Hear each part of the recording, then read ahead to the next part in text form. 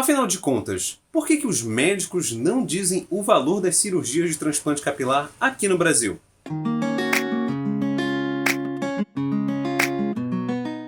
Olá, eu sou o Francisco Honorato, esse é o canal Disruptivo. Aqui a gente trata sobre a autoestima masculina. Eu estou nesse processo agora de recuperação do meu transplante capilar, então vários dos vídeos que você vai encontrar aqui nessa playlist, que vai estar aí na descrição e também no comentário fixado, caso você esteja fora do YouTube, vai estar em alguma área aí para você clicar e ter mais opções de vídeos para assistir, tá? Então é um pacotão de vídeos aqui. Mas a gente vai falar exatamente o porquê que isso acontece, porque naturalmente em todos os vídeos de transplante capilar aqui no meu canal eu recebo a seguinte pergunta: quanto custa? Quanto custou? Quanto é que eles cobram? Esse tipo de coisa acontece muitas vezes e esse vídeo aqui vai explicar o porquê que geralmente isso não é contado. Então vou te dar um motivo para você deixar um like nesse vídeo, se inscrever aqui no canal e me seguir no Instagram.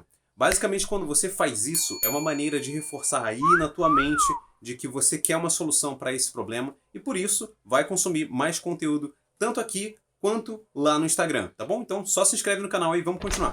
Existe uma coisa chamada Conselho Federal de Medicina e o Conselho Regional de Medicina, é o CFM e o CRM. Assim, ele praticamente obriga os médicos a seguirem certas condutas éticas. E não que eu concorde com elas, mas em uma dessas condutas é impedido a divulgação de procedimentos de transplante capilar, de consulta, de uma forma geral, dessa maneira. No entanto, eu consigo ver em alguns lugares que alguns médicos não fazem isso. Principalmente os que são, por exemplo, da Turquia, porque não fazem parte do Conselho de Medicina do Brasil. Aqui no Brasil a gente tem isso, né? Não pode ser dito coisas do tipo o melhor local para você fazer a sua cirurgia, é o mais barato de todos. Pelo que eu entendi, eles gostam de um certo controle de preço. E se a gente pensar com lei de mercado, quando há controle de preço, então a gente está falando sobre iniciativas de não livre mercado. E eu li num blog de um cara que ele alega que, pelo menos era a opinião dele, né, os serviços de medicina não deveriam ter competição de preço, porque isso seria antiético e etc, e etc, etc. Uma típica abordagem das pessoas que se identificam mais como socialistas. Não é meu caso, né? Eu sou capitalista pra caramba. Eu acho que isso não funcionaria na prática, porque quando você tem controle de preço, basicamente o que você está dizendo é que não é possível que as pessoas selecionem pela qualidade, e sim porque elas sempre, potencialmente, seria sempre da melhor qualidade porque há um controle de preço. Na prática isso não acontece. É que nem o Uber, por exemplo.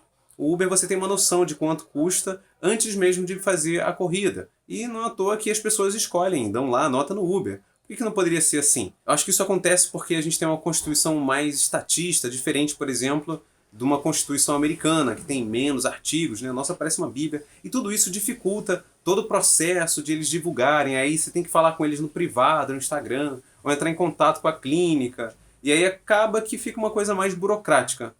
Bom, é isso que acontece na prática. Existe uma média de preço que eu fui pesquisando assim, né? Nos locais que faziam transplante capilar. O mínimo que eu achei foi mais ou menos ali por volta de uns 10 mil. E o máximo foi 40, 42 mil. Então, dependendo do profissional, ele vai te cobrar mais caro por isso ou vai te cobrar mais barato. Nesse caso, a lei da oferta e da procura também funciona. Se existem pessoas que estão dispostas a pagar mais caro, o preço fica mais caro, normal. No entanto, a qualidade oferecida do ambiente, o local, né, onde você vai, um monte de repente, vaga na garagem, não sei quantas salas de cirurgias, todos uns tipos de regalias podem ser colocados aí quando você paga mais caro. Mas se você estiver procurando algum lugar em que cabe mais no seu orçamento, né, então, nesse sentido, você abre mão de algumas regalias, mas você vai ter o processo que nem eu tive aqui do meu feito. Então fica nessa faixa aí, entre 10 e 40, 42.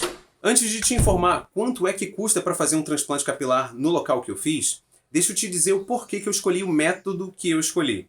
Se eu dou o preço aqui do procedimento, esse vídeo fica um pouco datado, porque eu tenho montado uma playlist, né, que é uma lista de reprodução de vídeos, pensando de uma forma um pouco mais atemporal.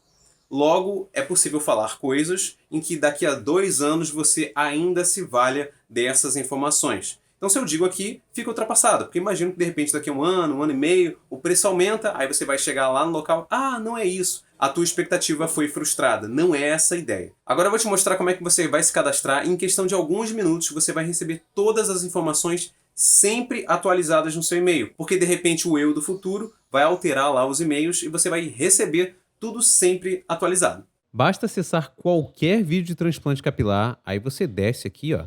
Geralmente eu deixo alguma coisa escrito, por exemplo, quanto custa, ou aqui no comentário fixado, preço do transplante capilar.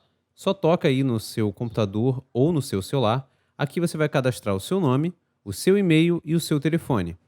Então nessa parte aqui é uma mensagem que diz o seguinte: verifique seu e-mail e confirme a inscrição. Sem isso não receberá meus e-mails. Procure em sua caixa de promoções no Gmail ou lixo eletrônico no Hotmail. Por Francisco Honorato. Vai aparecer para você, pode ser qualquer e-mail, tá? Isso aqui são só apenas 2 exemplos. Pronto, acabei de receber aqui, ó, Francisco Honorato, confirme sua inscrição. Aí a gente abre, tem esse e-mail, clica aqui, obrigado por se cadastrar, agora já está confirmado de fato. O próximo e-mail, você começa a receber as informações. Prontinho, 3 minutos depois, chegou aqui o novo e-mail, transplante capilar. É só você ler esse conteúdo que sempre vai estar atualizado, eu deixo aqui um vídeo também. E daqui a 30 minutinhos você recebe o próximo e-mail. São assim até fechar a sequência de e-mails. É só abrir um que você já recebe o outro. Então esse processo do e-mail que você vai receber é sempre focado numa maneira de que você consiga informações atualizadas. E quando eu fecho parceria com algumas clínicas, ou uma clínica, não sei quantas eu fechei no futuro, é uma maneira de te trazer mais próximo para essa solução. Porque talvez você tenha imaginado que o preço era muito maior e quando foi ver lá nos teus e-mails, o preço é muito mais em conta por conta ali também da parceria que eu consegui com essa clínica em questão. Muito obrigado por ter assistido esse vídeo até o final. Eu vou deixar, caso você esteja aí no YouTube, né, uma playlist que aparece aqui nessa área somente sobre transplante capilar com todos os vídeos possíveis que eu tenha gravado até o momento. E se você estiver fora do YouTube, vai estar aí na descrição para você acessar, tá bom? Valeu, tchau, tchau!